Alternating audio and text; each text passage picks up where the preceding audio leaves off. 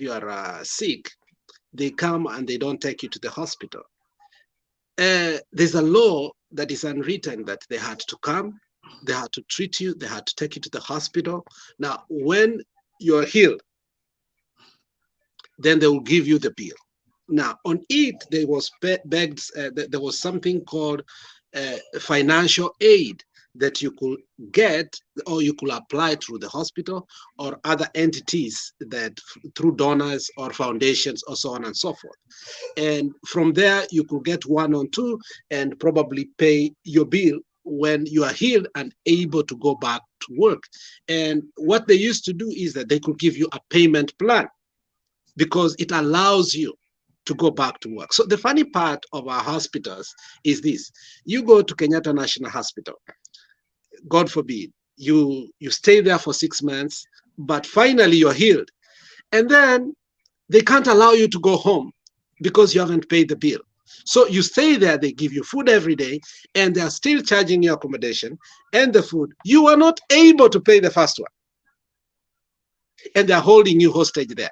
I mean, and yet, no member of parliament has ever come up with a bill that prohibits that and comes up with a lasting solution that if this person has been lucky or blessed enough to be healed, he had a job, he can go back to a job. How do we harness his job and the hospital in a working way so that he can go back to work and be able to pay us? So that hostage taking of people when they're already healed in the hospital, I think it's very myopic. Why? Because this is a potential person that is able to go work and be able to pay back his bill. So holding them longer does not make any sense to me. So I want to see a bill, probably by some of our people from Azimio, who are fighting for common mwananchi, come up with such a bill. I think you're one of the people who said that a couple of, I think it was maybe early this year or last year, when you questioned that, have you ever seen any member of parliament come up with a bill and saying that we need totally free education in parliament, not in podiums of political rallies. But have you ever seen anybody come and work bipartisan bill? And you know what? I realized you are right. And that's something people need to think, that the issue of healthcare and the issue of, we've never seen a bipartisan committee being formed within parliament and within our own people. But when Kaluma formed a bipartisan bill to protect people when they die against Mpango wa Kando, we saw that the people came together. I mean, that was and now Kaluma again said he wants to form he wants to bring a bill. Did you see that? There's a funny bill that is proposing. Kaluma said that people with graft or somebody like that, should not be prevented. They should not be prevented from running for any office. And it's Kalume saying that, and I was like, really? And remember, he's a lawyer. He's not your normal member of parliament. A damn MP who does not speak in parliament. This is a vocal, learned member of parliament saying that we need people who are corrupt in parliament, and it is okay for them to be corrupt and still serve the people.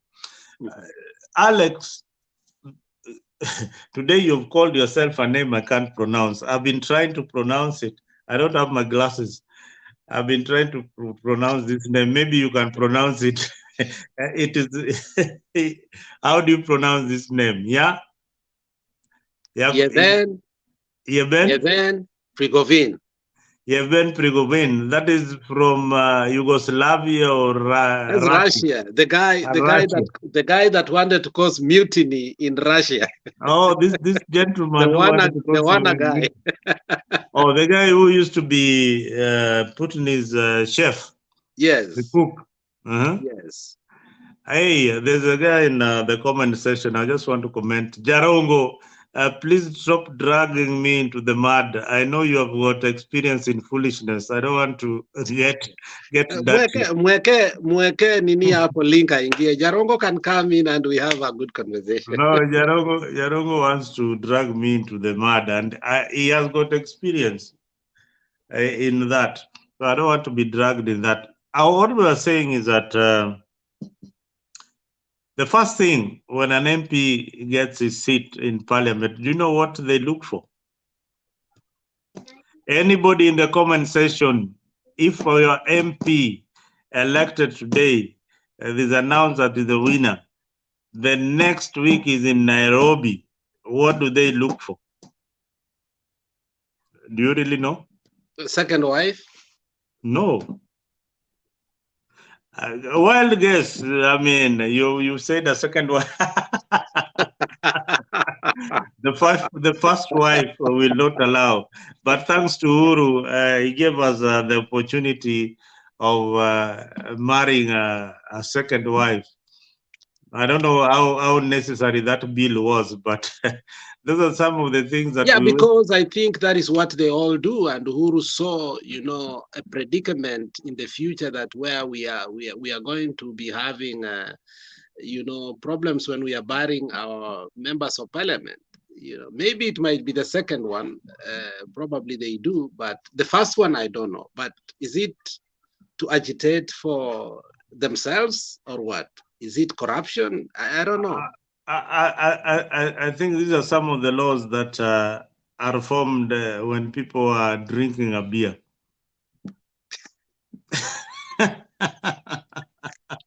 And politics is done in the bar, you know that.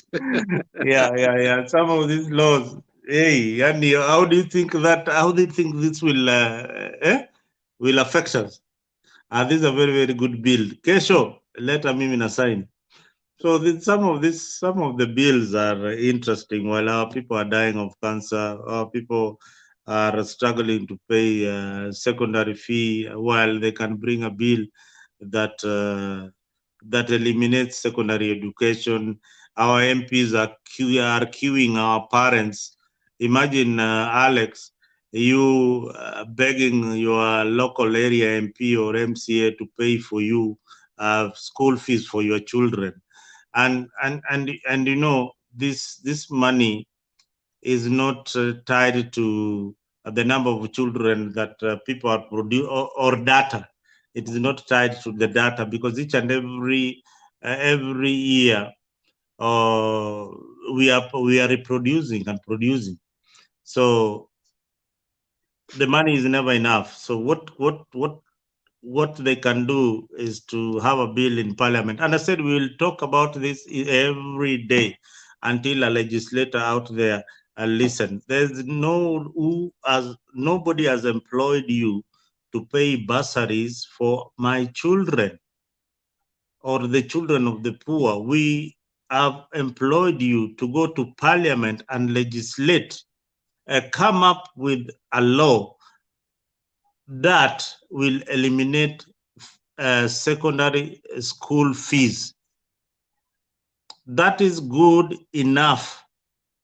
That is good enough, so that we don't queue out there. And this is a bipartisan. These are the bills we call bipartisan bills that can be passed by both houses. So hii mambo ya the unfortunate thing is, I think we need to learn our politics right. And I think our politics has become so polarizing and toxic to a point that if you look at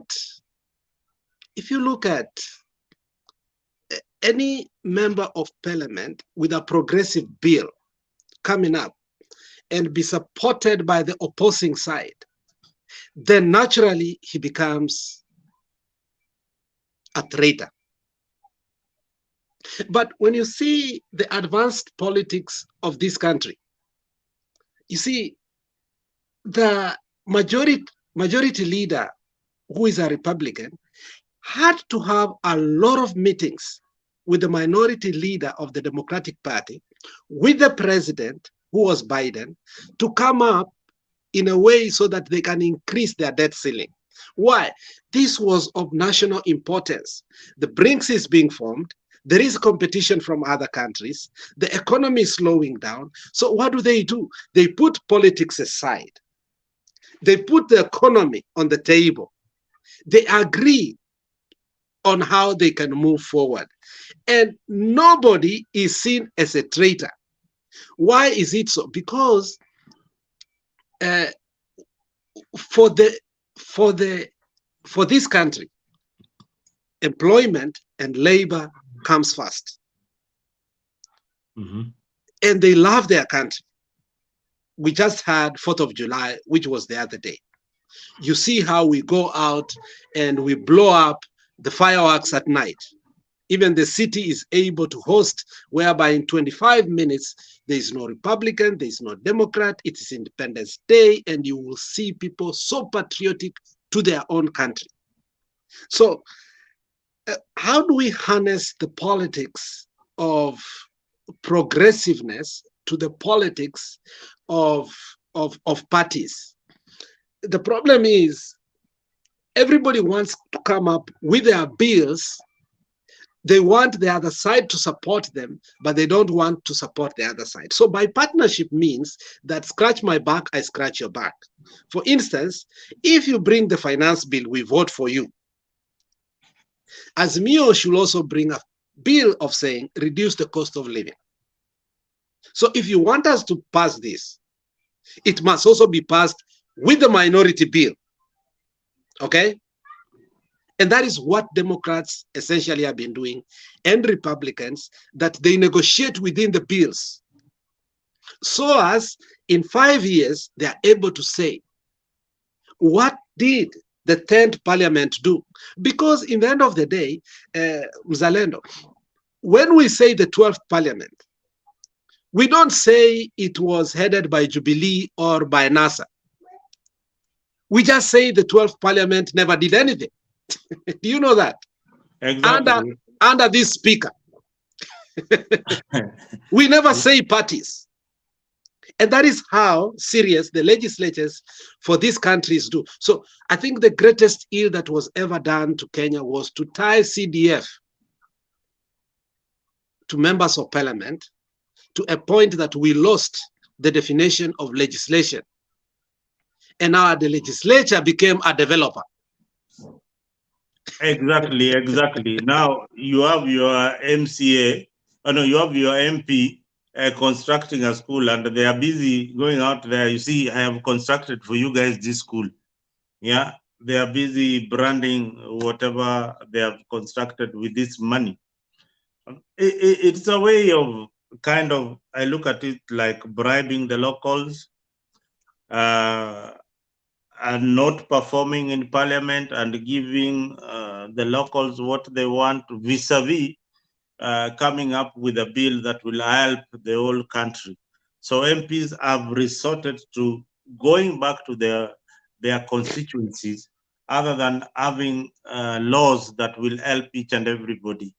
I feel so bad, and I can't understand how Otiende Amolo, who is a lawyer, is building a house for the needy in the village, and is busy, in gumboots and all that, instead of coming up with a law that will provide free housing. Affordable housing. Affordable housing for his constituents. I mean, it's crazy. It's crazy.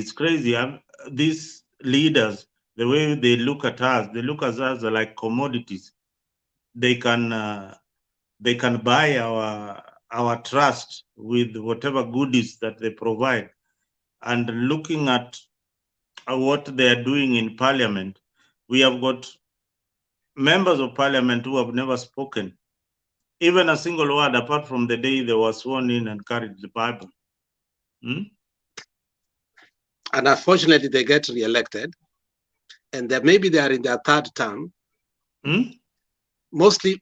Some of them are in their third term as members of parliament. They never spoke anything. There was a member of parliament from Kisumu called Manoti, from the Bobasi constituency. I mean, the guy has been elected, I think, 3 terms, something of the sort, if I'm not wrong. But it is said that the guy has never said anything in parliament. Now, the other one is Sudi, and he has come out openly, even to belittle the members of parliament from Luo Nyanza, saying kizungu nyingi ni ya nini. I mean, and then you sit down and wonder, and people buy that.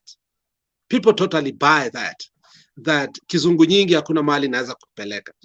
But if you look at progressive parliaments that are able to force even a prime minister to resign, like look at the parliament, South African parliament. Look at the British parliament. Yes. Yeah. Australian parliament, New Zealand parliament, New Zealand, Mexican parliament. I saw a revolution. I don't know in which, is it Netherlands or which country? In New Zealand, where the farmers have taken over the government. Is it in New Zealand? Something. I think it is New Zealand. They're having something. The president proposed the prime minister of the president proposed something that they didn't like. The farmers, they united. They formed a political party. Yes. They elected their people who understand what they need. Now they have a majority that can remove the president from power. And they've done so. Imagine that's the power of the people. That is the power of the people. That is why I keep on. The people. The people can express themselves through electing people who work with them, not flip-floppers. And once they get to parliament, it is the will of the people that they express. So for instance, this time around, if truly we were to take Ruto out through the will of the people, it was very easy, Mzalendo. If the people who are in Azimio remained to be in Azimio and used parliament as the way, even though the Supreme Court upheld that will, it could have been that. So, but parliament as an institution is the weakest link. Once they've been elected, they have nothing to do with the common mwananchi. They represent themselves. Even the smallest of things that, for instance, your minority leader decides to support the government, but he still wants to become your minority leader. I mean, basic things, you know, the laundry that should not be, your dirty linens that should not be washed in public. Like Alex, I would say maybe they are learning that from their master. I'm not sure, but as a country, we become a laughing stock. No, you know, I have never seen a situation whereby the Republican leadership is looking forward to join Biden in government.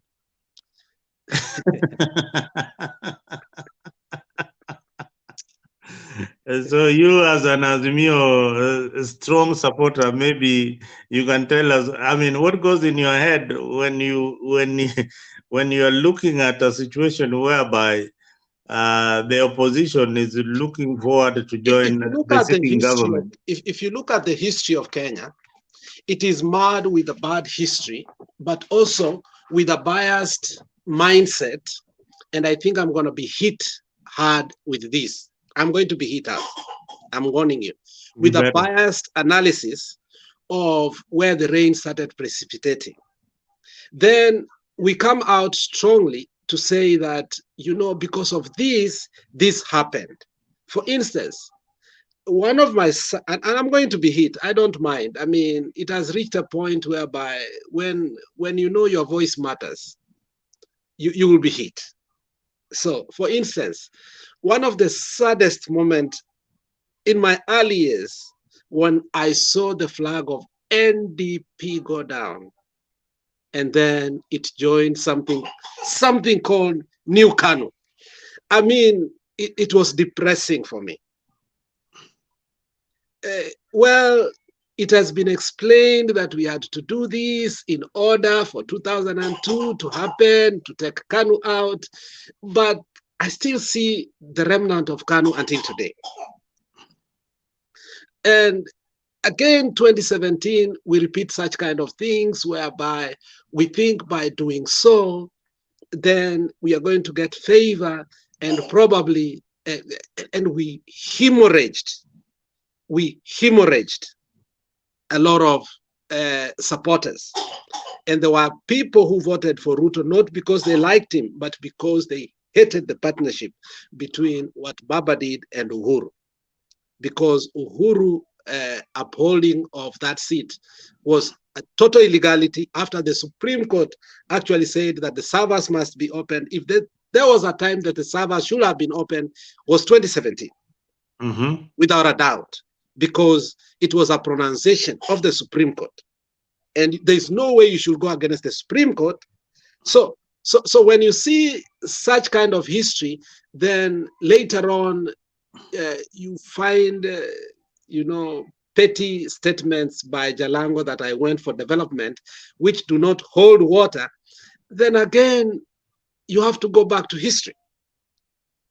So the whole issue of parliament being watered down, again, is part and parcel of our history.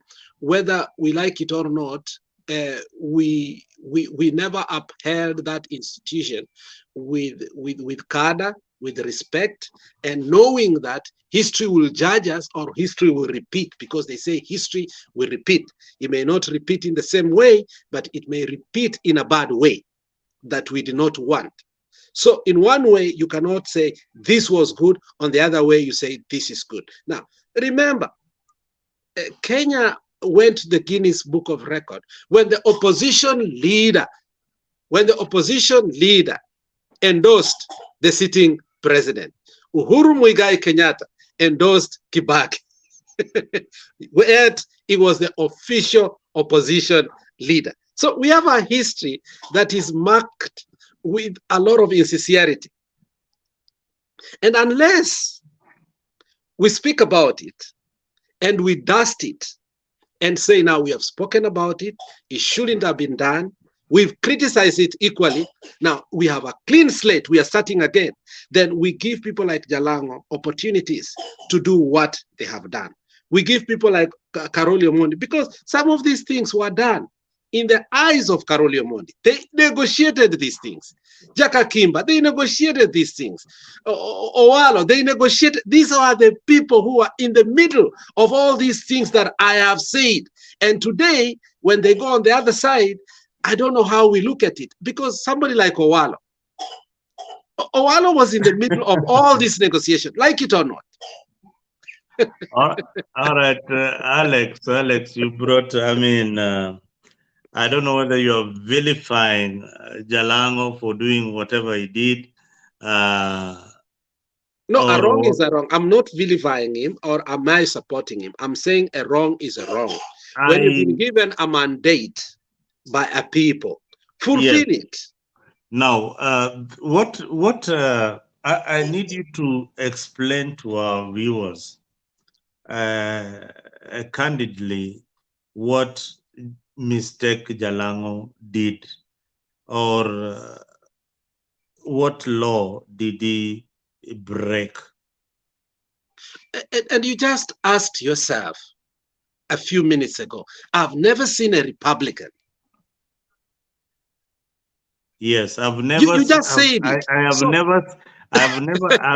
Listen. You know, I have never seen a Republican head trying to join the government, but I have seen Republicans voting pro-democratic bills. I have seen some Democrats voting for bills that are sponsored by Republicans, and that's what we have witnessed. Based on logic. Based on logic, but based on logic, but based on truth, but also upholding party lines. Yes, exactly. But by and large, the argument has always been, I come from a coal mining area. Democrats are trying to stop this. Me, as a leader of this particular area, most of my voters depend on this. I must protect their interest. So I will not support this bill being brought in by my party. We have such kind of quandary. I'll give you an example. That is a good example. No, I'll give you a best example because yours is neither black or white. It's still gray. I want to give you a very candid example that I saw in this country. There was a doctor who was a Democrat. And the social issues before, let Obama finish the politics of social issues. Before, the issues were abortion, bedroom matters, family matters, church matters. You know that. They were at the peak of the politics. If you are pro-gay, if you are pro-abortion, if you are pro-small government, so on and so forth. So there was a doctor who subscribed to the democratic political tenant. Then when it came to the vote of abortion, he stood firm. He said, due to my education and my medical background, the question is, when does life begin? He blatantly told the Republicans, the Democrats, from my education, my information, I cannot betray what I know, that life begins at conception, to support the abortion bill. I'm still a Democrat because I'm a liberal. But when it comes to the question of truth, when does life begin? He voted with the Republicans. And it was logical. So it is understanding when it comes so. But when you look at Jalango, where does logic begins that I'm going to State House to look for development? Because that has been his undertone.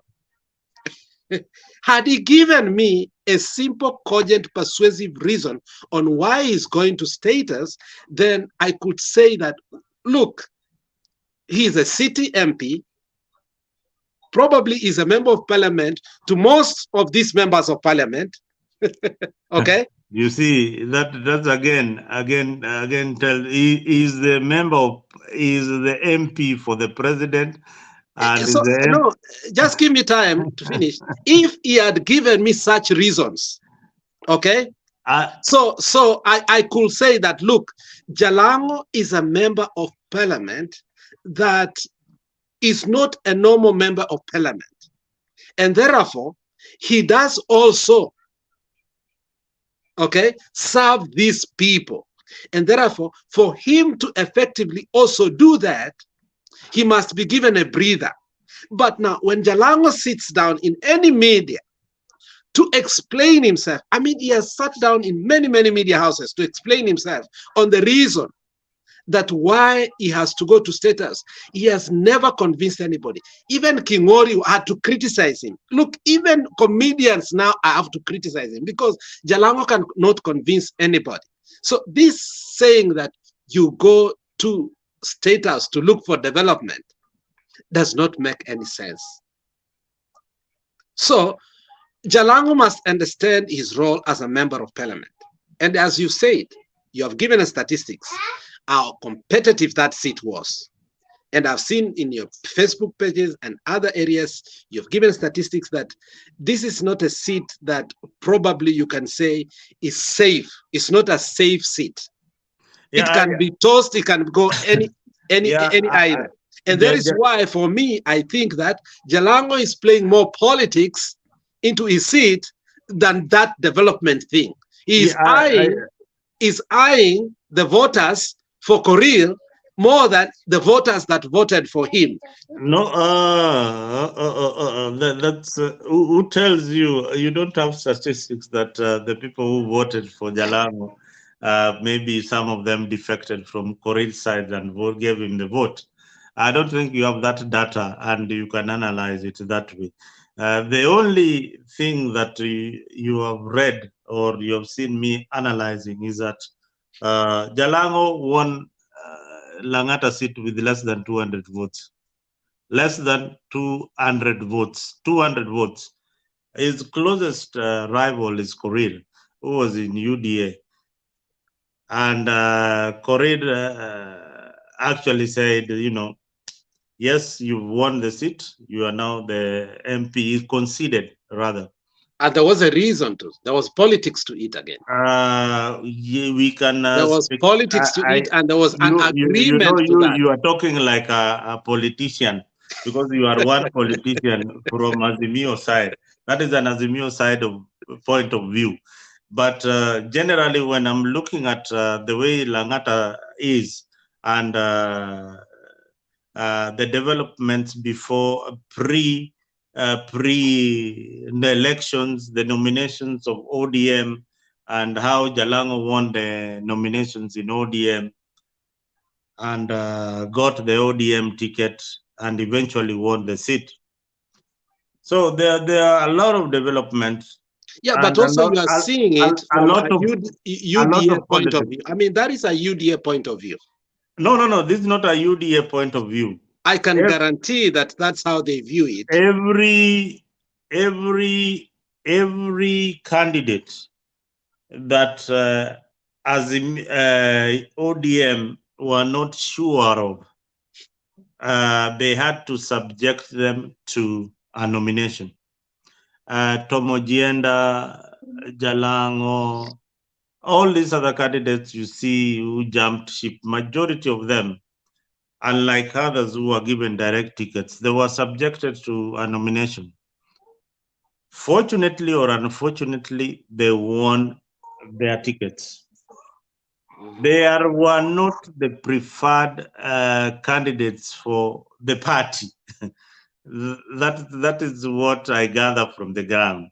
They were not the preferred candidate, but the preferred choice of the people. So either you don't give listen, if ODM didn't give Jalango the ticket, Korir would have been the MP for Langata. I doubt that. I mean, look. I mean, let's Nairobi swap. No, I mean, let's be honest. Let's not. Yeah, the elections are over. Let's no. We are just analyzing. We are just analyzing. And I will give you my analysis. I will give you my analysis. Jalango was a weak candidate. Not only that, Jalango had also competitors within ODM who had supported ODM for a very long time and also had once again been vied in Langata before. Now and lost. It doesn't matter. I just said vied. So don't guide my submission. No, you have to guide my submission and lost the elections. No, don't guide my submission because I think it's like psychologically that's a leading statement. So when you see that, people have lost and won later on. You have lost election, and we know you are going to win after that. You have lost elections before Mzalendo. So the fact that you can lose even nomination does not mean you are the weakest candidate. Okay, you know how politics work. You can be the strongest candidate in nomination and still lose. And yeah, true. And even in the main election, you know that.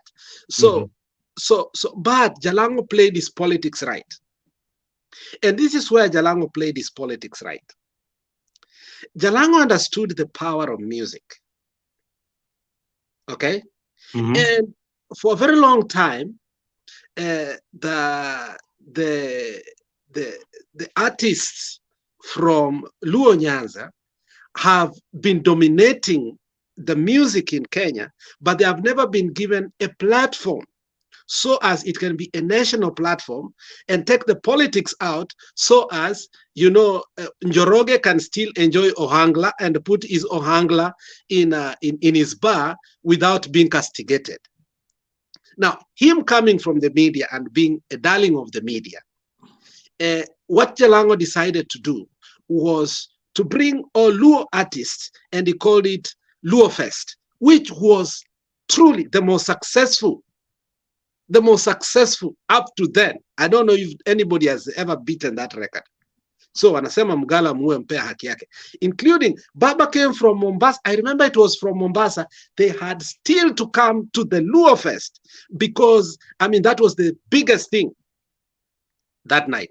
And Jalango took advantage and announced this and said that he must be given what? The nomination. You remember that? During the Luo Fest. Yeah. Yeah. And that is why I'm saying Jalango played his politics over the people and also used his proximity to Baba to make sure, and that is politics anyway. You can't blame somebody. In a game of politics is man eat man society, okay? By all necessary means. So when you throw yourself to the game of politics, you're not going there to joke with your competitors. A couple of years ago, you saw what people like Moses Kuria did. When Uhuru Kenyatta came in, he was almost winning, and that was, I think, a couple of years ago when Moi put him in. Uhuru lost because the politics of lies was used against that the Kenyatta family have killed a peasant the way they have always done, and Uyo Mtu disappeared before the election. And what happened? They voted, according to them, a dead person, and when that person was declared the winner so that a by-election could be done because they thought he had done, the guy surfaced. And that is how he won for 5 years, became a member of parliament. So what I'm saying, the politics of by all necessary means is also there. So what Jalango did was right. To play the politics with the big shots and make sure that he gets the nomination, because getting the nomination was the biggest thing for him. Once you get the nomination, you win. And remember, there are people ambao waliteswa sana to get nomination. Jalango is one of them. Is among them, and Simbarati is among them. And Simbarati was among them. So yeah. You know, and the funny part was, other people are given their papers silently, but after being harassed for a very long time, now when they were being given their nomination, they were paraded and given now openly. Okay, which did not make any sense to me. People knew Simbarati was going to be the next governor of Gusii, but they just kept postponing. And because there was this other lady who was also a darling for in ODM. No. I am telling you, there was a lady who was also Janet Ongera. Yes. Janet Ongera was the election director for ODM for a very long time. Which seat was she eyeing for? She wanted to vie for governorship. Then seeing Ongeri was there, Ongeri was there, and Simbarati and this, the matrix was so complicated, especially for Baba. Very, because all these are Ongeri. Ongeri, when you put Ongeri and Simbarati, let me tell you, they underrated Simbarati for a very long time, thinking the last minute they could convince him to go back to Dagoretti. Mm-hmm. They thought so. Even me, in my mind, I did not know the networks that Simbarati had. Secondly, I underestimated his money power. That when the boy unleashed his finances, even Ongwae asked, where does this boy get his money? Because there was a time Simbarati stopped people and called lecturers in a place and said, nyinyi sio watu wa kupewa 500. Kama wewe ni lecturer, and unajua wewe ni lecturer, just come here. And he gave those people 6,000. And people were like, and there were many. So when ODM realized this man, remember at some point they even made Mbadi and Ongwae the co-chair of the Nyanza ODM, so as they can find a way to push Simbarati out. And that is when they went to South Mogirango for a certain meeting, and Ongwae was so humiliated. and Rasanga decided just to say openly, Wakisi wameamua, hakuna mahali ukija. Even Kalonzo told Ongwae not to fight Husimbarat. So what I'm saying, what we were talking about is the nominations of some people were given too late, which actually also there was a seed of discord. And I don't know, Mbadi also managed ODM in a wrong way. I don't know. I mean, I feel so. Mbadi got to a point whereby I feel like you had to give him something small to get also nomination. I felt so. Let me now tell you that Mbadi is Mbadi is never close to even a nomination certificate. He is not. He is never even. He struggles like any other candidate to get a certificate of ODM. I The way he remember struggled to get the when Omabay. you remember when Karori Omondi beat Mbadi in Suba. Mbadi was the chairman of the party. But how did he do that, honestly? True. How did Karoli Mondi beat that guy? Karoli is well oiled. He has got the money. He has got the network. He provided Orange ODM with the facility for free. They were not paying him any rent. Yeah, for the longest time. For the longest time, he was a close ally to Baba. He worked with Baba when he was PM. He brought No, I know that, but Mbadi has been the chair of ODM for a very long time. Mbadi has been a toothless chair.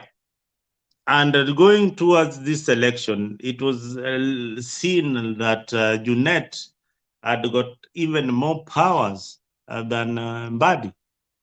And Mbadi in many rallies in Homa Bay said that the party ODM has been shortchanging people for a very long time. I remember him saying that. And this is a party leader of a political movement saying that. So it means that he was smelling the rat. No, he knows very well what goes on in ODM. Look, Mbadi comes out sometimes to be an arrogant person. I don't know. Was he resonating well with the people of Suba? Oh, let me tell you, if the party knew very well that if they had done a free and fair nominations in Homa Bay, if they had done a free and fair nominations in Homa Bay, then Mbadi would have carried the day. Mbadi is very articulate. Extremely. That is true. Mbadi knows the ground politics in Homa Bay. Mm-hmm. He knows how to play with the crowd mentality. This is the only candidate that can be voted in without him spending a lot of money in an election. So the party knew very well that he's going to beat Gladys Wanga to the ticket. So they had to talk to him and push him out to allow Mama to become the governor for Homa Bay. Otherwise, even I don't know what the party will do in the coming election. If they will still give Mbadi the nomination, well and good, but I am sure he is still eyeing to be the governor for Homa Bay. Now, look, and that's the jinx sometimes that is weird, that you may be pushed out by your people to become the member of parliament, but they can vote for you if you're vying for governorship. Yes, because first, at constituency level, you are only interacting with your constituents. Mgema inasemekana, there's a Swahili saying that says that you cannot be praised in your own backyard. I'm trying to get it, yeah? So Mbadi outside his backyard in Gusii is very popular in Ndiwa, is extremely popular in other areas in Suba. including Bita and its environs. He was able to cut the politics, his niche in the politics in Karachuonyo, which is the bigger constituency. So he was So able to. Karachuonyo is in Kanyada. No, Karachuonyo is not in Kanyada. Karachuonyo is Rachuonyo. Or is Rachuonyo? Yes. Which Kanyada, extends to Yugis? we have Homa Bay constituency under Kaluma. Yeah. Then we have Rangwe and Lilian Gogo. Mm-hmm. So it goes on like that. Then we have Karachuonyo constituency. Then we have Kaspul, Kabondo, and all that. So that is what we now call Karachuonyo. So if you are able to cut half of it and run away with it, then you are good to go. You'll become the next governor for Homa Bay. So Buddy's politics resonates very well with people on the ground. That I give him credit. You cannot beat him on the podium. He knows what to say. But these words, sometimes they cannot be turned into development. Some of these leaders, they are very, very articulate, but if you see the output is the most important. Why I say this, I come from this area where you don't find leaders meeting, having a consultative meeting, the way you have said in Gusii, leaders met, decided that Shabana, we need to support, this is one of our own. In Luo Nyanza, we don't have leaders talking about, for example, how many times have you heard on the floor of the house a leader from Nyanza talking about the fish industry? Be honest. Be just honest, Alex. I've never paid attention to that, but that's a You question that you has always. you've never paid attention. It has never occurred to you that they need to be talking about it. That is the reason why you don't think about But it. I think they did talk about it a couple of years ago when they said Apo Garibuna Lake Primary School they were going to put a fish industry. I mean, even No, we have seen budget allocations for the tea sector. We have seen allocations for the coffee sector. We have seen allocations for the maize sector. We have seen all avocado in Gusii. There's been allocation. The tea that you produce in Gusii, is it tea or coffee? The tea that you produce in Gusii. We have seen some allocations in parliament brought by the leaders there. But the leaders in Nyanza, they don't talk about the fishing industry, for example. How much has been allocated for the fishing industry in... that one I've never seen. That's right. The billion. Yet, there's something that Sabina Chege said that really annoyed me. Sabina Chege said that Nyanza people don't really need a ministry called the Ministry of Fisheries. We have a ministry called Ministry of Fishery. I don't know what it does. Because they don't need it. They don't need it because and she asked one question: how much revenue does that fish bring to the country? How much revenue? Is that why we are importing fish from China?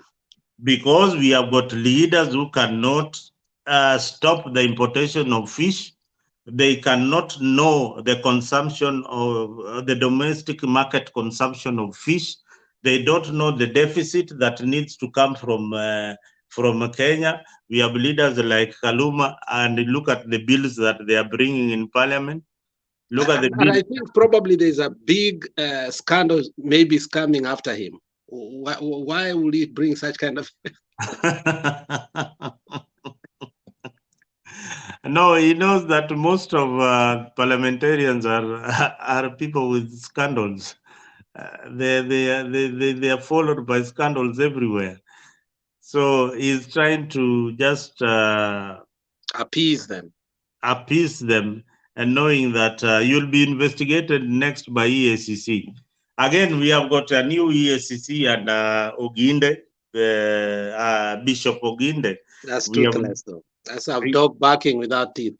I want to see what Oginde is now the new ESCC chairman. He has That's been a dog barking without teeth. I'm telling you, they don't expect anything from that. No, Oginde was my bishop, so I expect him to do a lot. He has been talking about government for a very, very long time, ever since Oginde will do nothing. I Don't knew him as expect. a pastor. Now he's in the hot seat. We want to see heads rolling. Bishop Oginde, wherever you are, we want to see you coming up with a prominent case. And we want to see that case brought forward and people locked up or people paying. Again, there is somebody who is floating about around the issue of life audit. Life audit should be done after every 5 years. We need to do a life audit of these MPs, the governors, and everybody else who has been taking money from us. We need to know kama uliingia parliament na hii gari yako ya Vitz ama ka Toyota ama nini, hizi gari zote 10 umetoa wapi? Hizi Can you maflats give me? umejenga Let me umetoa use wapi? the bathroom. Just give me a few minutes. Yeah, we need to know that. We need to know where their money or their wealth, their source of wealth. So this is very, very important for a country like ours. We need to know exactly where these people are getting the money to put up skyscrapers, to walk around with money in briefcases, to buy drinks which are worth 500,000 and yet they don't do any kind of business. We really need to know why they are misusing public resources. If you're out there, this is Mutembei TV. We are live. We need you to join the discussions today. We are having an open Saturday. We are not actually discussing anything in particular, but we are looking at our country generally. We started with sports. We congratulated Shabana for winning the Super League, and now they are promoted to the FKF League. We looked at the structures in sports management, and Nick Mwendo, if you're listening to me, we said sports is the only the only uh, the only thing that can unite us when it comes to soccer, athletics, and many other things. So let us embrace the teams that have won, welcome them to the FKF League. It is a source of revenue for the county governments. We hope that they are going to run with it and ensure that the teams that are participating from their counties have got enough resources. Their budget is allocated annually so that they don't run broke in the middle of the league. So this is a way of creating also employment for our youths. Soccer can employ. Soccer can employ doctors. Soccer can employ groundsmen. Soccer can employ drivers. Soccer will employ the technical team and the coaches. So soccer is a very, very big. If you have two teams, so you can imagine you have got two team doctors in that particular field employed by the teams. We have got players over 22 employed by the teams, earning salary, putting some food on the table for the teams. We have got a driver who is driving the team. He's also earning through that. We have got a groundsman who is supposed to take care of the ground. The security team that is every match they're taking care of. They're ensuring that there's enough security for the players and the crowd. So soccer is something that we have talked about earlier, and it should be embraced. We were now touching on the life or lifestyle audit of some of our legislators. They have just come in parliament. They are living large. Others we are seeing buying drinks of $500,000. They are okay with it. Others are splashing millions of shillings in their houses. I've seen an MP from Nyamira. Maybe Alex can tell us more about why your MP from Nyamira is showing us that he's such a millionaire and not putting his money in the bank. Haven't seen that. Who is that? I know you're avoiding that question, but anyway, there's an MP who No, has I been. haven't. Honestly, I You haven't. haven't seen it. I No, I remember haven't. his name. If somebody in the comment section, can you please give us the name of that MP who from Nyamira who was showing us the cash in his house, and I think he's one of the richest now in from Gusii. So this is something that is happening in the country. When was that? Did you get his name by any chance? Somebody is saying Yeah. Jarongo Owidi. Is like Owidi. Mzalendo. I told you, Jarongo, please, we are in a democratic country. Don't drag me into the mud with the tribal politics. But when was that? I am beyond that. I am beyond that. If you are still stuck in tribe, I am beyond that. I am of this generation that is going to fight tribalism in politics. So don't equate me to Owidi or somebody else. Owidi has got his own platform. This is Mutembei platform, where if you have got any view, negative or positive, please come into the show, hear it. If you are pro Azimio, well and good. If who tells you that I'm pro UDA? I am not pro UDA. Put the link down there. You haven't given them the link. I mean, I've given them the link. I don't see the link. The only problem is, you needed to have, can you copy it and paste it on the comment section? I haven't. I don't. Let me see. Can you try and copy it and paste it? Because I think that's the problem. So many people want to come in and they don't get the link. I am using my phone, as I told you. I don't think I'm able to do that. I'm also not able to copy the link, but if they can go to Mutembei, the link is on Mutembei. Is it there now? Yeah. I have it's on Mutembei. I can forward it to you.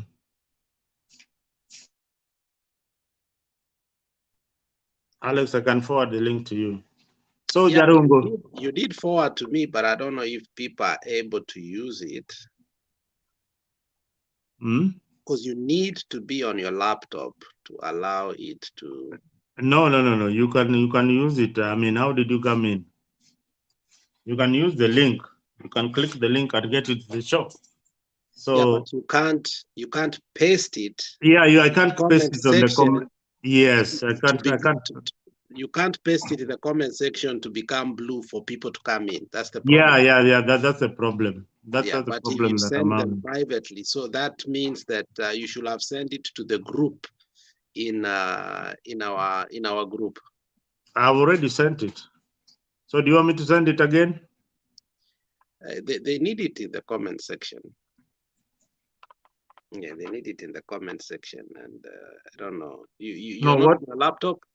I'm not on a laptop today. I'm not on a laptop. My daughter was using the computer. So let me send it to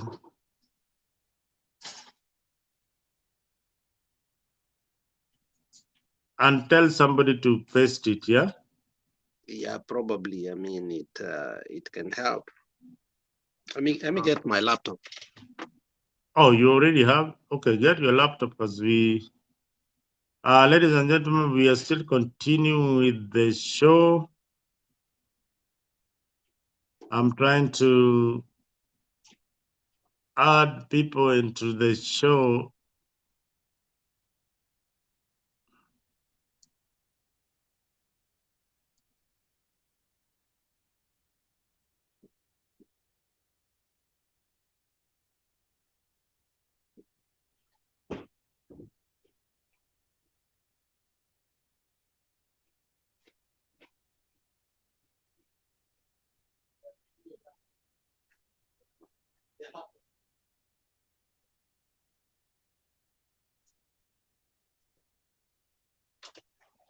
Yeah, just have to.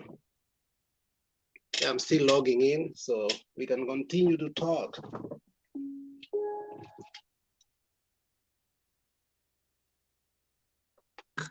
On the comment section.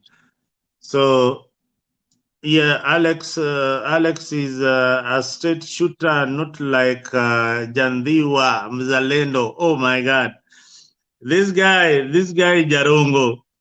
Jandhiwa Mzalendo. Oh my God. Jarongo, please get into the show. Get into the show.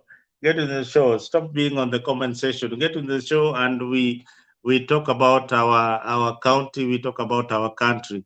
Next, Alex, I would like us to talk about the 10 million signatures.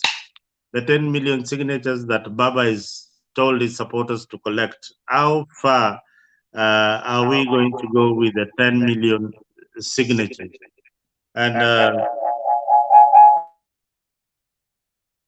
And how, Alex? Oh, I've added you twice. Umeingia na Alex? What do you think about the 10 million signatures now that we don't have an IBC that has been constituted? Where are we going to take the 10 million signatures that Baba is collecting? I also saw in some commentary that you have got only 80 MPs. How are you going to get 10 million signatures? Yeah. So this is something now that we have the link. I don't know if they see it. Can you see it? yeah, I can see it. I can see it. I can see the link. I can see the link. I can see both links from Mutembei. I can see the one for True TV. Hey, ladies and gentlemen, now if you're in the comment section like Jarongo, we want you on the show. Stop these side shows and Swacha Kutupa Maneno. We need you here. We need the guys who are watching. Please join the link. We discuss. This is your show. This is where we discuss everything openly without taking sides, although we like taking sides sometimes, depending on which side you are. But welcome to the show. If you are a Zimio supporter, UDA, if you are neutral like myself, pia karibu sana tuongee juu ya nchi yetu ya Kenya. Now we are talking about the 10 million signatures. Jarungo, tell us why the 10 million signatures are going to be taken, or tell us whether it is part of the Constitution of the Republic of Kenya, or these are some of the hot hairs. Yes, I can see you've said you'll get 10 million signatures. So after getting 10 million signatures, what next? What next? Maybe Alex, you've got an answer to this. What next after getting the 10 million signatures that Baba wants from his supporters? Where will he take these signatures, and for what purpose are these signatures? Will it be able to remove Ruto from power? Will it be able to call for an election? Or these are some of the wishful thinking by the Azimio leader? Join us. I think if there is anything that Baba has done that was right, was I think the listening to the will of the people that support him and making sure that the yesterday Maandamano, which for many other people, maybe in Kenya right now, it is the Maandamano for Friday. The people are waiting for it. First of all, when he came from Poland, he said he's going to come for a consultative meeting. He got in the morning, and later on, he went to, and they listened to the people. Then he told the people that we are going to have Maandamano on Friday. I was a little bit skeptical because I think we've had Maandamanos that have been postponed at the last minute. which actually crushed the enthusiasm of a lot of people, to a point that I think I heard one time a young man says, "Aki mzee ameharibika kichwa. Hii ni nini anatufanyia? Saa hii usiku ndiye anatukatasha tukisha prepare." So I think bunge la wananchi pia was a little bit, deprived of Joy. Oh, sorry. Yeah, bunge la mwananchi was also deprived of their promises to the people, because you go there, you promise the people tomorrow we are going to do this, but all of a sudden in the last minute again. So we saw to a point that there was now bickering between here and here, to a point now Gaucho is starting having problem with Nuru Okanga. And it was because of the frustration that was going within the people, that you hype up the expectation of the people, and then the implementation of that was not coming out. But this time around, Baba followed through. And when he went there, he must have a message. And the message is, these people are not happy. Remember when we started Maandamano, I was part and parcel of it, and I will never stop. There was a time I just said, we are doing it in the wrong way. We need now to harness what is the urgent need for common mwananchi, so as we can get more people. So what I said at the beginning was, this issue saying Ruto must go without just having, a plan, just rhetoric alone is taking us nowhere. So we said Ruto has already made enough mistake. Let's capitalize on it, so as we can harness that support from, both sides, because there are people who are in our sides are supporting it. And obviously there are people who are on his side that are going to support us. Now, I think we have come to a point whereby Baba understood truly what the people wanted. So when he went there, the question is, these people have said the epitome of all this. Remember, before we did not have something to cling on, Muzalendo, but the epitome of everything was the finance bill. So Ruto has given us a gift. Now, how do we capitalize on this gift? Okay, because the finance bill was good for the members of parliament, because I think in statistics you saw, these people just needed 66%. These people ends up getting 76 point something percent. You round it up, that is 77%. With the 80 members of parliament that were missing, which was intentional, and Osoro said it. Now it's in print that they used money, they used manipulation. Some of them were taken out of the country. You saw what Osoro said. So they were coerced into it intentionally, which means these people were bought to in a different way for them not to attend. So if you add the 80, which gives you 22%, 22 plus 76, that is 99%, it means the whole parliament voted for what? For the finance bill. So in that statistics, so we find out that Sisi, now parliamentarians, we have nothing. I think we have cut our relationship. Now, Baba comes and tells us there are many ways to reach Rome. When they block one road, we use another. Today, our Rome is Central Park. That is where we shall meet after the Kamkunji rally. And that is when they set up to start the signatures that Baba actually told us. Now, if you look at what Baba is doing is this. Baba is telling his people that I think there is hope. And I totally believe in him, because if they maintain that steam, we are going to deny the government the taxes that they so need for this expensive finance bill. And if we continue doing that, we will curtail and make sure that this government does not function. Now, the question that you have asked is, can we get that 10 million signatures by Friday, the way he said? I believe it is an achievable effort if the people feel the pain. And that will be an indication to Ruto that, look, this finance bill is not fashionable. And I think you're taking us for a ride.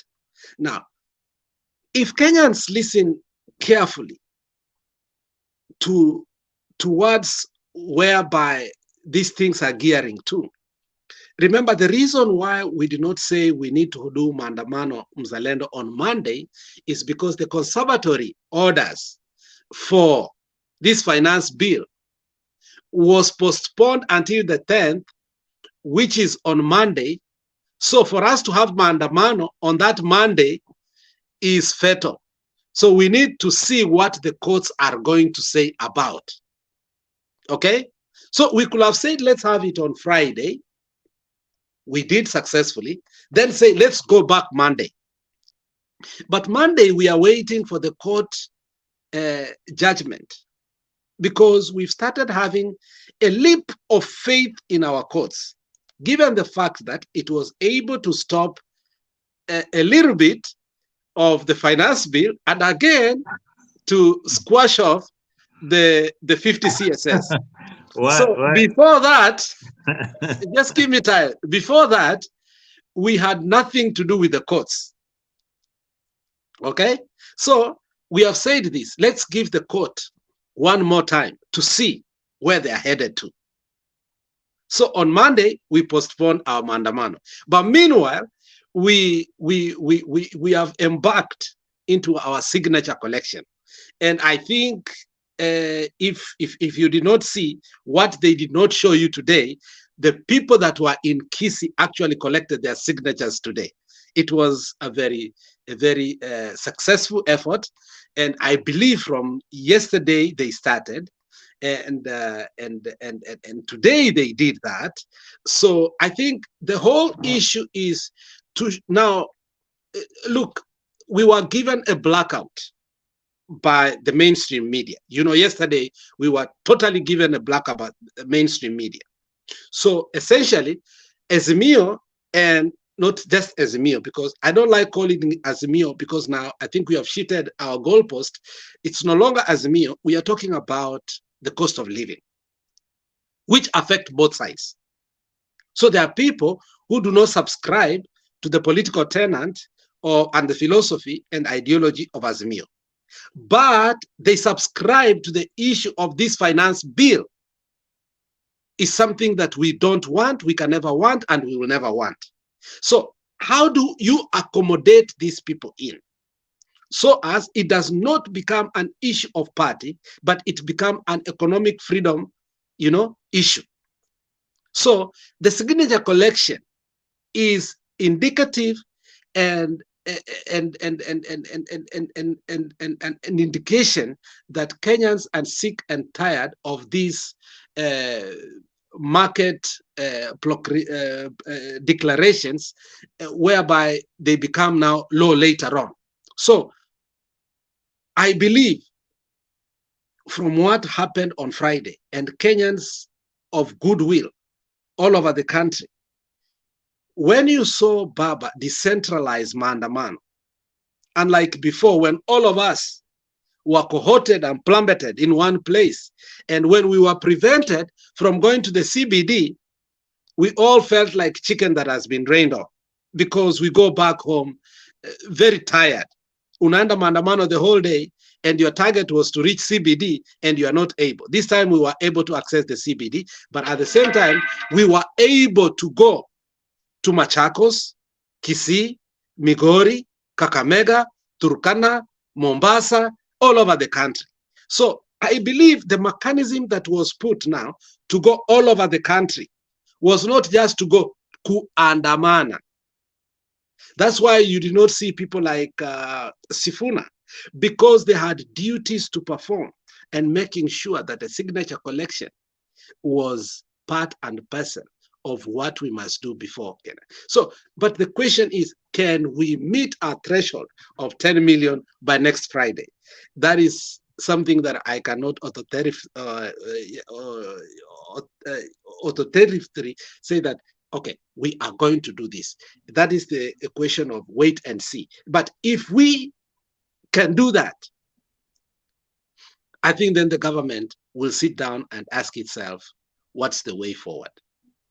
If we are able to do that. Yeah, I think the issue of the signatures is just an exercise to demonstrate the way you've said it, to demonstrate that the people of Kenya are really against the finance bill. Unfortunately, the finance bill is now law. It has been signed into law and waiting implementation. I think for me, it is rather late to collect the signatures and purport that you are going to have anything relevant from that particular exercise. But by and large, we have praised Azimio for the organized Maandamano they had. We hope, and I strongly believe that somebody wants to join. Give me a second. Are you the one trying to join? Alex? No, it's Mutembei who's behind. I don't know why he doesn't want to get it. Mutembei ingia ndani na utusalimie kidogo. Yeah, he likes being Support us behind and today, anatusumbua. Surprise us and support us. Surprise us and support us. And now, Alex. Yes. We have seen Baba making 360 tons, especially when it comes to the finance bill. How honest, or in your honest opinion, is it the finance bill that is really after, or is it preparation for 2027? Because if it is issues of the finance bill, you and I know that the floor of the house is where we can address the cost of living. The floor of the house is where we can regulate the prices of essential commodities. Why can't he then whip his MPs to bring a bill that will regulate the prices of commodities on the floor of the house?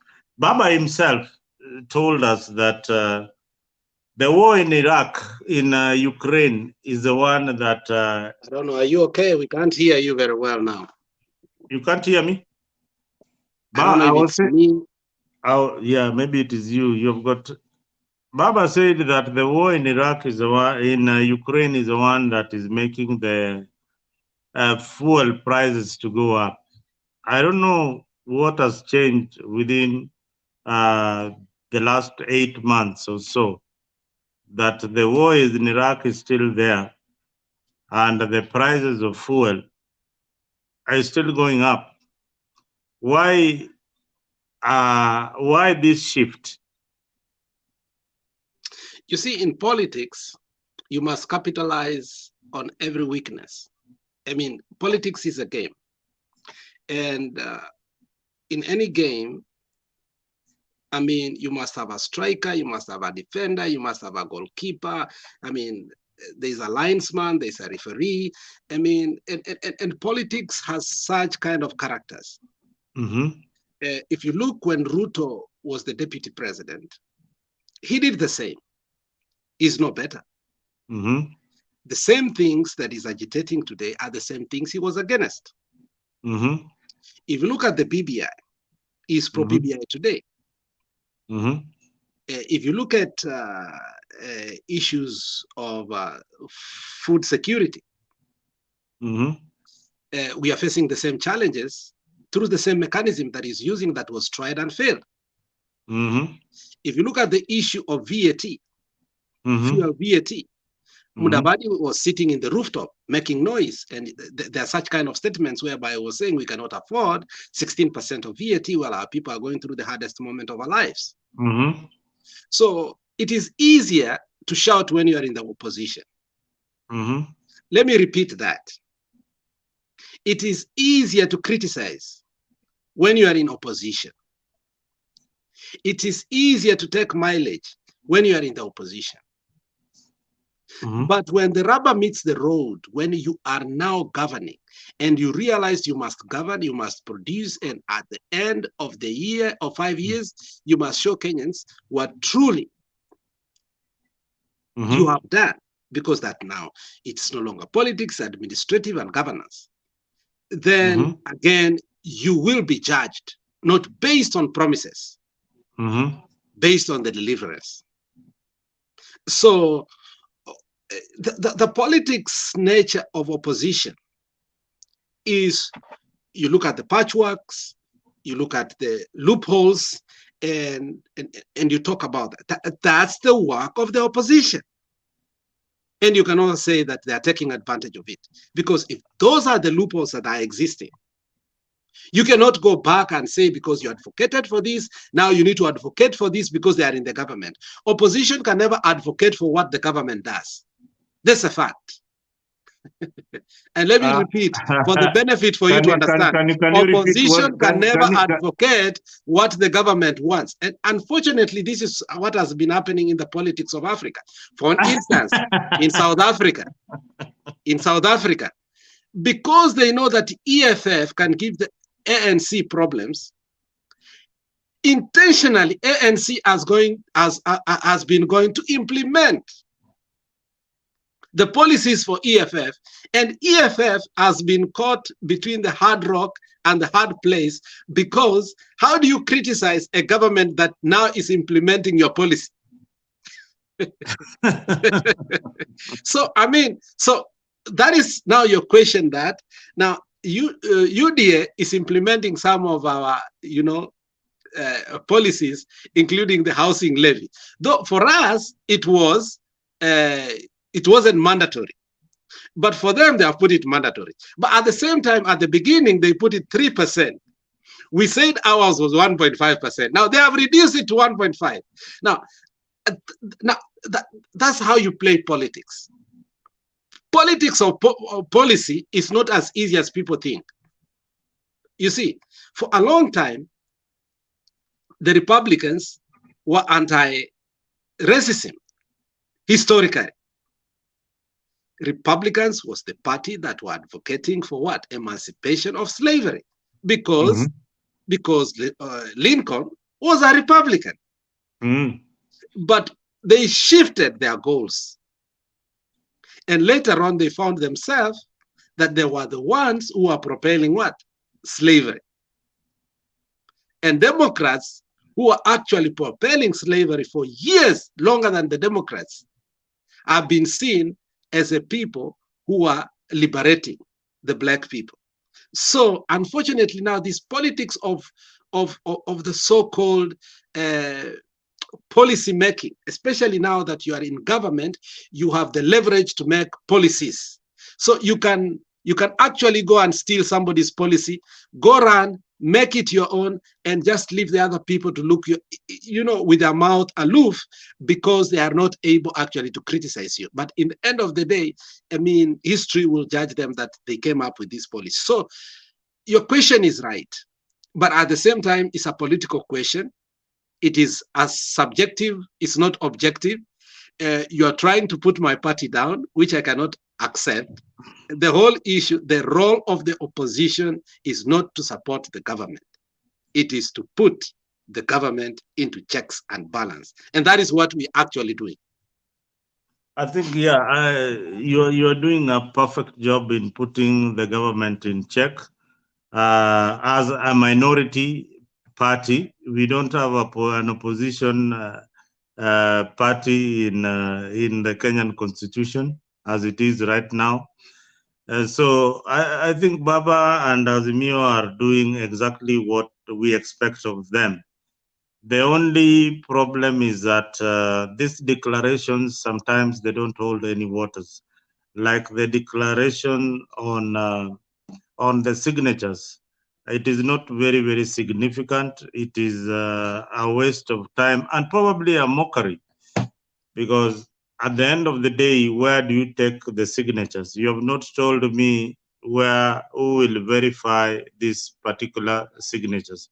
Perhaps, Alex, you can explain to me who will verify your signatures? You know, in a subtle way, there is the real politics and the shadow politics. And look, at the eyes of Kenyans, our movement is fighting for the cost of living.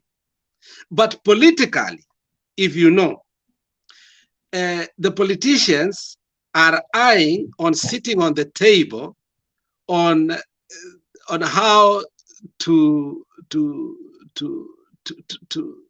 do what? To make the new IEBC. The mind of the politician is not the mind of you and me, Mzalendo. The politicians are using the standard of living to negotiate on how to sit, okay, and talk about the new IEBC. So when you hear the issue of signature, Mzalendo, you must know that we are also trying also to say, Munajua, this IEBC that is coming, we need to come up with the IPPG, whereby we must sit on the table. So the politician is not going to fight for you 100%. So you asking me about that, you should be clever enough by now, because if you went with Kalume, with Millie Odhiambo, and all other these people, they cannot be where they are by you thinking and asking me, where are you taking the signatures? What are the signatures after? We want to say we have the signatures, but we don't have IEBC. We want an IEBC that is not Ruto IEBC. We want a Kenyan IEBC. So when we're talking about signatures, we're also talking about IEBC in a subtle way. Do you get that? But because the cost of living is so high, it can't be our priority. You must, in a way, be conniving on how you get it in as a politician without the people knowing what you are also eyeing. Because if you put your interests first than the interest of Mwananchi, then you lose that crowd in Kamukunji. If you can hear me. I can hear you very, very well. That begs the question that Azimio have always been agitating for, the constitution of IEBC.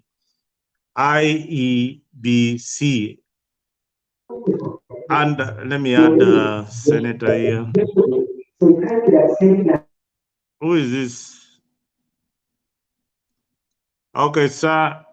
Senator is coming on and off. I don't know why he's clicking on and off his camera. But if you're hearing us from the background, this is Mutembei TV in conjunction with True Talk TV 24.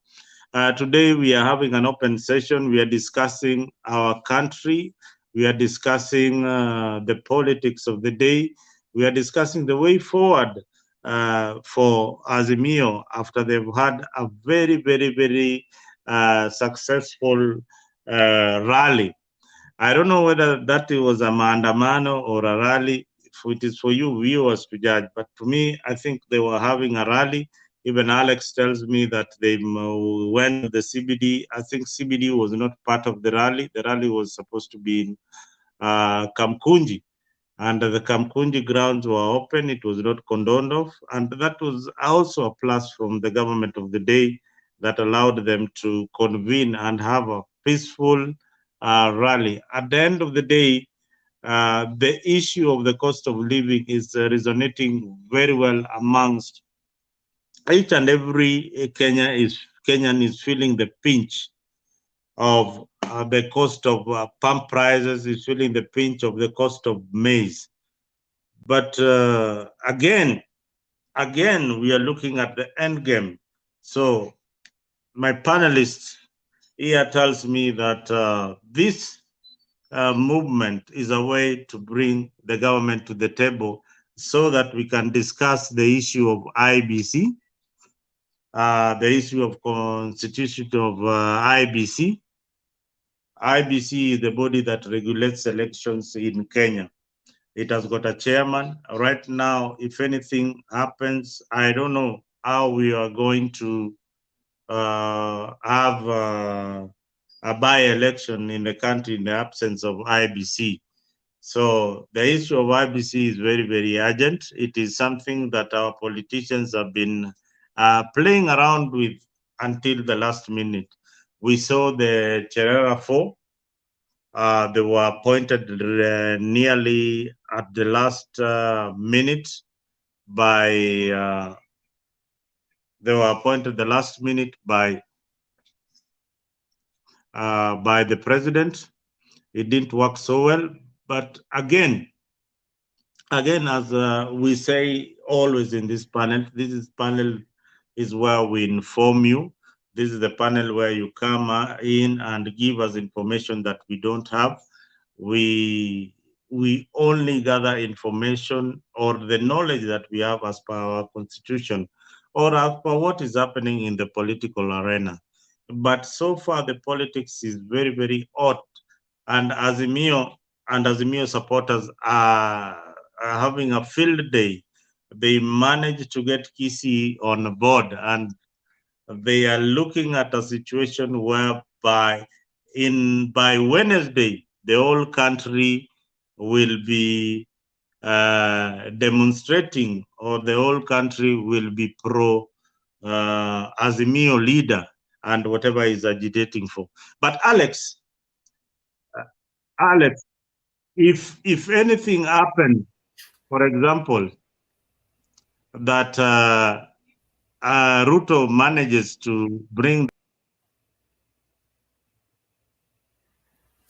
Yeah, I've been kicked out several times, just as Mzalendo. And now Mzalendo has been kicked out. I mean, I think we are still here agitating for our country. And the thing is that we are seeing we were talking about the repercussion of the Shabana game, whereby they won, but also on I think he's coming back. Let's see. Okay, I'll add him. Yes, thank God he's coming back.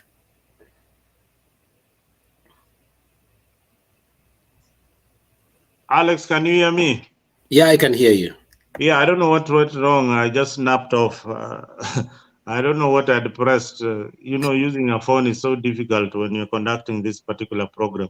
Very difficult. Where's your laptop, man? You can't do this. My daughter is playing a game called Roblox, and I know Roblox. How much money do you use in a day? I used to buy a lot of in a day, $15-20. Roblox is very Roblox is something that everybody plays here in my house, and they play it until midnight. So we have to beg each other. Now it's my turn to use the laptop. It is my turn to use the computer. So, but anyway, I think we can still have a decent conversation through my phone. What I was saying earlier on is a question. There is a question you were asking. Yeah, there's a question I was asking about. You remember it? Go on, but the constitution of IBC. I remember the Azimio leader and ODM really pushed Kibaki with the issue of IBC. Then was it ECK? First was ECK and Akivitu, then we came to Isaac Hassan. Isaac Hassan was a recommendation by the opposition. Then Chebukati was also a recommendation by Raila and ODM. Now, Alex, I want us to be very, very honest. If these political parties, these political players, they want to appoint referees of their choice, will the election be fair, free and fair? Isaac Hassan wrote a book which I read and finished, and that is just a book. That's why I like you in the panel, because you read some of these. Some of us are not very good readers, but yeah, Isaac wrote a book, and the book's name was A Referee of a Dirty Game. I mean, that is what he called it, without a doubt. And he went further to say, even in some excerpts that were put in our daily news, whereby he says Ruto called him several times and told him if he does not declare the election before the end of the day, it's not going to be well with him. And you can see a person under siege. You're writing a book, but still you're not ni kama kikohozi, unakohoa lakini utaki kutoa makohozi ndani yako. So he's kind of telling us that election, I was told that I must declare the wanted winner, not the real winner. And 3/4 down the book, it was so difficult for me to read it. Why? Because the undertone of it was the players in the runoff to declare the winner of the election, not to declare the winner, to announce the next president. That is how he put it. It is not to declare the winner. He refuted that. Elections, you don't declare the winner. You declare the next president. He says that you are under siege. If you don't have peace 6 months too. The phone calls, everything that you get is that it doesn't make logic why we even use so much money in election. All these, contracts, when you know that in the end, that D-Day in Bomas, it's a declaration. And that is why now the war of the next president is not in the contract. It is not in anything. It is in the next IEBC that will actually declare. Even as you are chosen as the next IEBC chair, you don't even know what will happen. Over time, you start now understanding the politics of the chair that you have taken. If you ask this young man who we used to go to church with, what is his name? The Communication Commission of Kenya chair. Communication Commission of Communication. The former IBC chair, the young man who very young man. So if you ask him if he anticipated at some point that he will be involved with the chicken gate and so on and so forth, he will tell you capital NO. But then there is this culture that once you come to become a commissioner in IEBC, you will be taken through an orientation what that really means. And you will come to know that the politics of Kenya, and that is why sometimes I don't blame Ruto. And when I say this, watu wengine wataniua for no reason. In 2002, in that election, Ruto fought so hard for ODM. And later on, Chiloba, thank you, Chiloba, the young man was called Chiloba. Oh, yeah, Chiloba.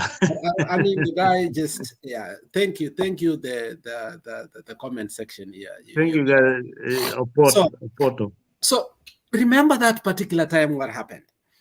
After we have formed the Grand Coalition, Kibaki made one of the worst statements that he should have made as a president, because for me it was careless, because all this that is happening to Kenya now is because of what the statement Kibaki made. Kibaki said this: uliiba na mimi niliiba. We nani alikuambia uibe kidogo, mimi niibe nyingi? Do you understand that statement? Do you see the implication of that statement? That in election, in your stronghold, we know you are able and capable to steal.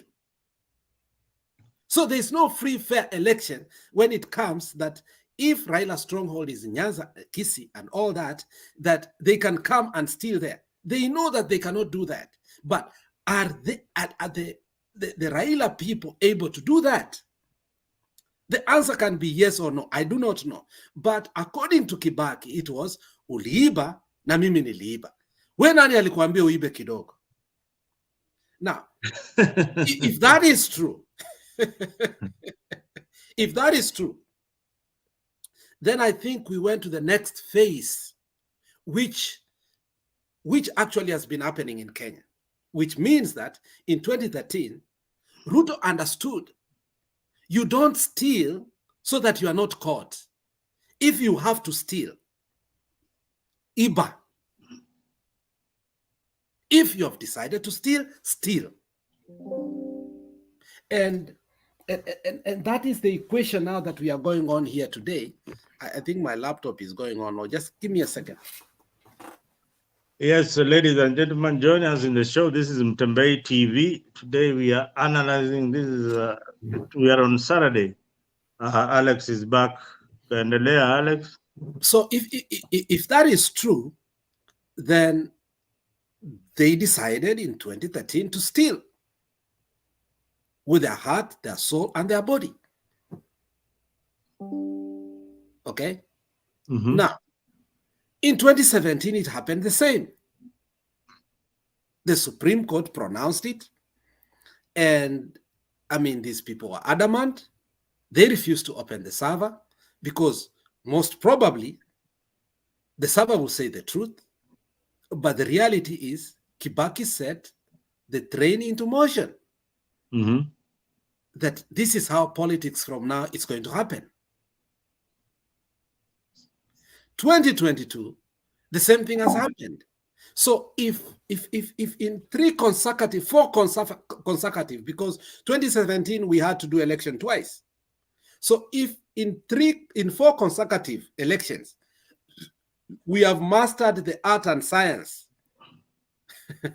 because it's no longer an art, it has become a science. Whatever happened in Bomas, for me, it was a science. How the elections, I mean, for me, I don't even know. Because you tell a person he has won, Raila was on his way coming to Bomas as a winner. Was he already was there with his mother? But what does the law require you as a candidate, like for the candidates who are running for the presidency? The law is very, very clear that the winners have to be informed. That if you look at the people that that is why Baba said, and that's why I've said, sometimes Baba don't say things and you don't reveal it to the people. Papa told us that I'm going to release the CCTV. You remember that? I mean, this is the weakest link sometimes of some of the things that we say. And even Tuju told us, for us supporting and who know that this is true, we are waiting for those CCTV. We have been waiting for the CCTV footage up to today. They don't have anything. Criticizing. I'm only saying that some of them were released, more especially when Chebukati meeting. I mean, there was a CCTV when Chebukati met with a people. I mean, it was not a very clear CCTV. No, the one at Yaya. Yes, it was not very clear. But Tuju now was so daring, okay? But it tells you that the beehive activities that takes to the announcement of the presidential candidate, who is the winner, is not something that is easy. It's a complicated process. That is a fact. So now I was giving my preambles of your questions. So the next IEBC, you must know that if if you want to participate in the election, Mzalendo, you can't participate as a flower girl when you know that you don't have a leverage. For Agwambo to participate in this election, remember, Uhuru had to negotiate and give us 4 commissioners. Remember that? The Cherera 4. And the Cherera 4. But what I think, what we missed to fail. The Cherera 4 were your commissioners. Yes, but what we missed, and some of us kept saying, and we were told that Baba knows what he's doing. Until today, there are people keep making that incendiary statement that really hurts me, that Baba knows what he's doing.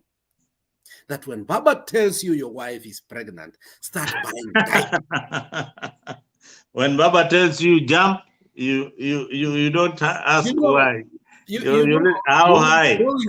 Growing up, anybody can support me who is in the comment section. Who remember? There is this Eddie Murphy movie, which was actually one of the best movies I saw. Now I can't watch it because it's so obscene. But at that time, I never cared about the obscenity. But right now, because I have children and I have to watch with my children, I can't watch Coming to America. But in Coming to America, in that movie, if you remember, Eddie Murphy wants to get married, and it's an arranged marriage, okay? And then Eddie Murphy doesn't want the arranged marriage. So the father tells him, the king of Zabunda, I mean, they made another good movie, which actually ran the other day, that if you really want to look at it, you have to go back to the first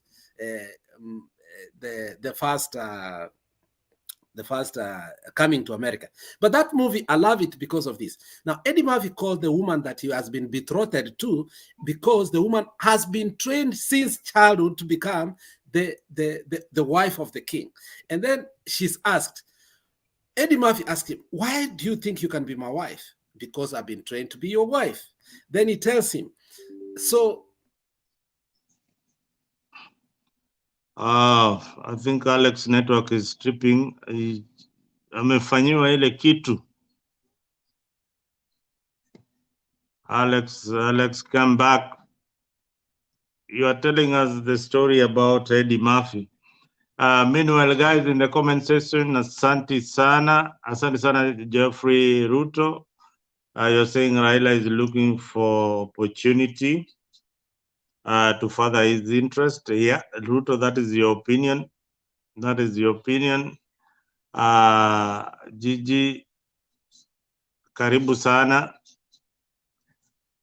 Gigi is saying he or she wishes that Azimio can move on. Gigi, we cannot move on as Azimio because there is the issue of cost of living and is affecting our people. So the government must address the issue of cost of living. Gigi, wherever you are, that is the reason why we politic here every day to address the issues. You better get into the show and tell us how they should move on. They have got no path. Let me add Alex.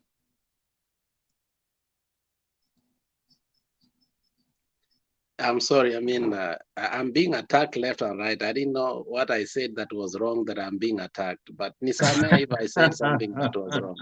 But let me finish my illustration.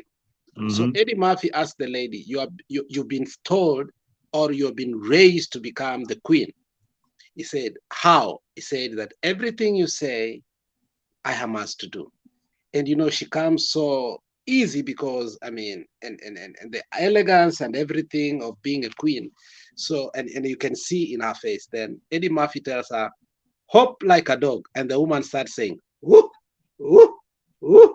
And Eddie Murphy lets that lady do that for 20 minutes, and he leaves the house, and that woman does it. I don't know for how long, but Eddie Murphy has taken a flight to go to USA to go look for what? A wife. And that woman was left there hopping like a dog, like whoo, whoo, whoo. So, is that the way you've been left? Yeah, that's the unfortunate parallel illustration of our politics. Okay? Uh-huh. Unfortunately. So I don't have to finish my statement. Connect No, the dots. you don't really have to finish Yes. your statement. Our politics is full of psychophancy. Our politics is full of I don't know even how to classify it. We no longer vote for leaders because of their policy. We vote for leaders because of our closeness to or proximity to where we come from. If I come from Rift Valley and there is somebody running for president in Rift Valley, definitely I will run along with the most popular candidate. If I come from Nyanza, you are seen as an outcast if you don't support Baba and his ideology. So we need to reach a point whereby we are able to elect leaders of our choice. We are able to elect leaders of our choice and leaders according to what they can offer in terms of governance. The issue of IBC, it's a very good question that Azimio is putting out there. The government of the day should not be left alone to select IBC officials. But again, if there are the two of them selecting the referee of the day, then we have another third player who should also be allowed to participate in the exercise, and that is the citizen of the Republic of Kenya. We need to find a way, Alex, to fix IBC. IBC cannot be left for the government of the day or the opposition to select the officials that should sit in that panel. Uh, it has never been a solution because Raila in the last election was left to select the Cherera Four. You saw what happened. It can never be a solution to leave it for the government of the day because they are still manipulated. How can we make our election free, transparent, and verifiable? That is the big cue, Alex. You live in a first world country. How can this election in Kenya be free and fair? Here, where you live in Minnesota, you don't even know the IBC official there. Do you really know who is the IBC official in America? You would not even know who is in charge of elections in some of these counties. So we need to fix IBC. We need not to know who is even the chairman. We need to know that it is a system that is flowing systematically, and we will get the results that we are able to verify. And one thing you saw in the other ruling that the famous Mainakiai's ruling that elections are done at the polling stations and the exercise ends at the polling point. So that is where there is the contentious issue. What I'm seeing in our country in the next election, people are going to hack each other at the polling center. People are going to kill each other at the polling station. That is where where everything is supposed to be verified and sent to the centers. Alex, maybe you can tell us why our election, why we can not have a free and fair, verifiable election without involving the presidency or without involving the opposition leader. Why can't we have officials who work uh, as per the constitution of Kenya and deliver the leaders that the people want? Why are we always questioning results when they come out? Is it a norm? Is it like we are used to, questioning authority when we lose elections? Or is it that we don't trust institutions that are like IBC that are mandated to run the elections? What can we do about it? Alex, are you still there?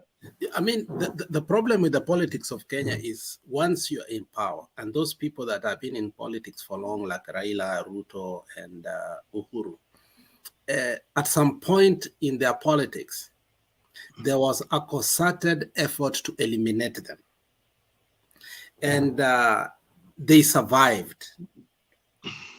And there was no political justice in that those who are holding the keys to power, some departments or some ministries are so powerful that they have been used politically.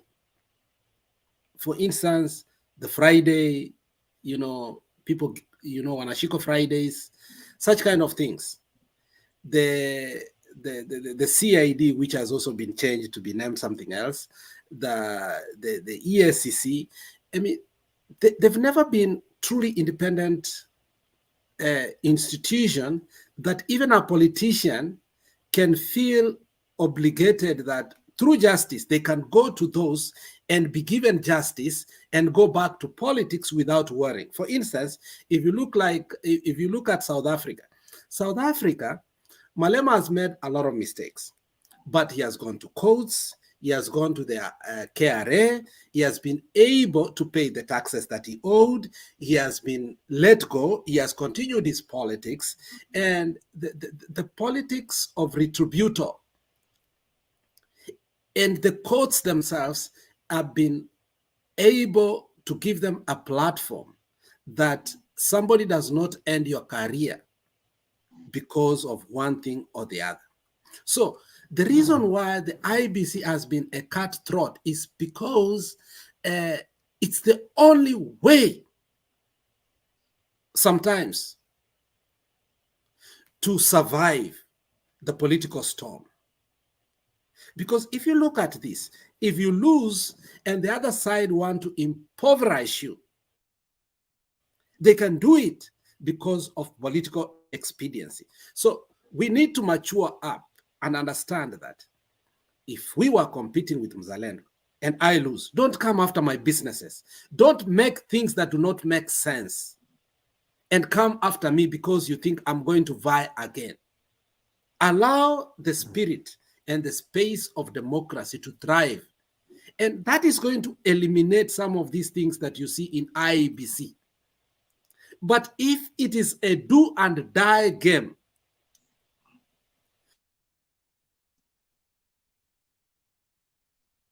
Alex, wamekufanyia ile kitu tena, you are on mute.